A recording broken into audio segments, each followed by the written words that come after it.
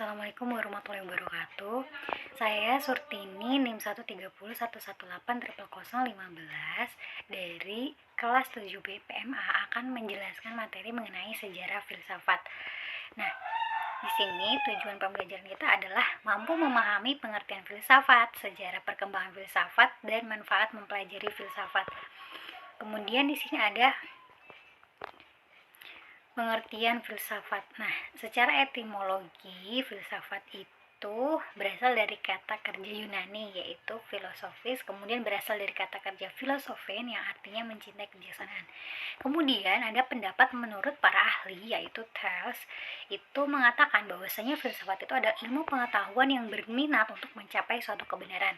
Kemudian menurut Aristoteles, filsafat itu adalah ilmu pengetahuan yang di dalamnya itu meliputi ilmu-ilmu metafisika, logika, retorika, ekonomi, politik, dan estetika. Kemudian menurut Al-Farabi, ini menjelaskan juga bahwasanya ilmu filsafat itu adalah ilmu yang mempelajari tentang maujud alam, hakikat, dan kebenarannya. Jadi dapat kita simpulkan bahwasanya pengertian filsafat itu adalah ilmu yang mempelajari atau mengkaji alam, bagaimana hakikat dan kebenarannya. Kemudian ada sejarah perkembangan filsafat. Nah, sejarah perkembangan filsafat ini dimulai dari masa Yunani yaitu 16 sebelum Masehi sampai 6 Masehi. Nah, pada masa Yunani ini runtuhlah pemikiran-pemikiran berupa mite-mite atau mitos-mitos pada saat itu dengan pikiran rasionalis. Nah, pikiran mite-mite seperti apa sih? Jadi hal atau kejadian-kejadian alam itu dikaitkan dengan aktivitas dewa, seperti misalnya terjadinya hujan ini dikaitkan dengan aktivitas dewa, yaitu misalnya si dewanya sedang galau atau apa gitu sehingga tuh terjadilah air hujan, atau misalnya aktivitas kegempaan dikaitkan dengan aktivitas dewa yang misalnya sedang bergerak atau yang lainnya. Nah, di masa Yunani ini muncullah tokoh-tokoh filsafat nih, seperti yang pertama itu ada Thales.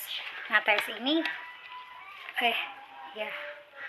Thales yang pertama dia berhasil mengembangkan ilmu matematika dan geometri. Kemudian ada Euclid juga mengembangkan geometri edukatif. Kemudian ada Socrates yaitu mengembangkan teori mengenai tentang moral. Kemudian ada Plato mengembangkan teori tentang idea. Kemudian ada Aristoteles yang mengembangkan materi mengenai tentang dunia dan menemukan 500 jenis binatang. Kemudian di abad pertengahan ini terjadi pada abad 6 Masehi sampai 16 Masehi. Jadi ini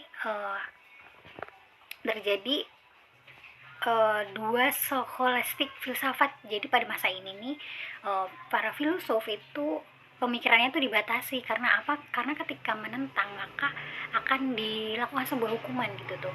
Nah, pada abad pertengahan, pada skolastik Islam ini filsafat itu mengalami kemajuan dan muncullah tokoh-tokoh Islam atau filsuf Islam seperti Al-Kindi, Al-Farabi, Ibnu Sina gitu. Nah, dan di abad pertengahan ini sebelumnya itu juga muncullah skolastik Kristen atau skolastik Barat, di mana skolastik Barat ini terbatas sekali pemikirannya. Kemudian zaman Renaissance. Jadi zaman Renaissance itu adalah menaruh perhatian atau menitik beratkan kepada seni gitu, seni ukir, musik, kemudian ilmu pengetahuan dan teknologi. Jadi masih di abad pertengahan juga.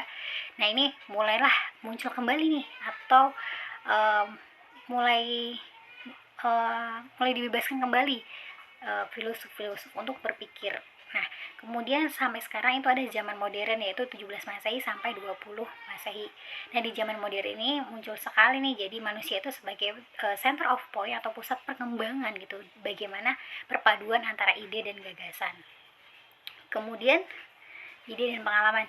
Kemudian dikenal juga bapak filosof modern yaitu René Descartes, di mana mampu mengkombinasikan itu antara ilmu pasti dan ilmu alam. Nah, kemudian apa sih manfaat belajar filsafat? Nah, manfaat belajar filsafat yaitu menjadikan kita manusia lebih bijaksana kan, mengerti tentang hakikat dari diri sendiri, kemudian memahami tentang diri sendiri dan lingkungan alam, kemudian kita dilatih untuk berpikir kritis, berpikir lebih jauh, kemudian mengembangkan kemampuan penalaran dan mengembangkan argumen ya mengenai apa hal-hal atau hakikat yang ada di sekitar kita.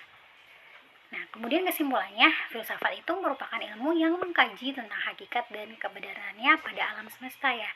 Terus yang terus berkembang, yang menciptakan ragam pikir sehingganya nanti terciptanya generasi yang kritis. Oke, terima kasih. Semoga bermanfaat. Mohon maaf bila ada kata-kata yang salah. Assalamualaikum warahmatullahi wabarakatuh.